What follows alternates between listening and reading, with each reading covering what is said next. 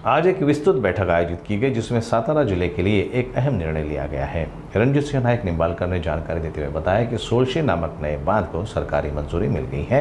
ये बांध क्षेत्र के जल संधारण और सिंचाई योजनाओं के लिए महत्वपूर्ण साबित होगा। इस फैसले से सातारा जिले के कई ग्रामीण भागों को लाभ मिलने की संभावना है।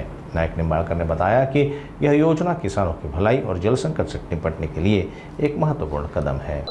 सातारा जिल्ह्यामध्ये सोळशी नावाचं नवीन धरण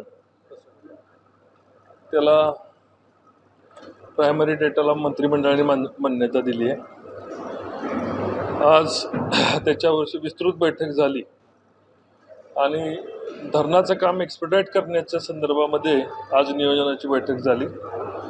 यामध्ये साधारण 5.47 TMCचं धरण महाबळेश्वरच्या पायथ्याशी सोळशी नावाचं नवीन धरण प्रस्तावित केलेलं आहे, जेणेकरून सातारा जिल्ह्याला त्याचा एकंदर फायदा सातारा जिल्ह्याला संपूर्ण जवळपास 5.5 TMC नव्याने पाणी उपलब्ध होणार। माननीय नामदार मकरंद पाटील साहेब त्या मीटिंगला उपस्थित होते आणि अतिशय सकारात्मक दृष्ट्या त्यांनी त्याच्यावर सांगितलेले की जे गाव बाधित होतात त्यांचं महाबळेश्वर तालुक्यामध्येच त्याचं पुनर्वसन करायचं आणि अंशतः बाधित होतात त्यांना सुद्धा त्यांचंही पुनर्वसन महाबळेश्वर तालुक्यामध्येच करायचं, अशा पद्धतीचं नियोजन करण्याच्या सूचना नामदार मकरंद पाटील यांनी दिलेल्या आहेत।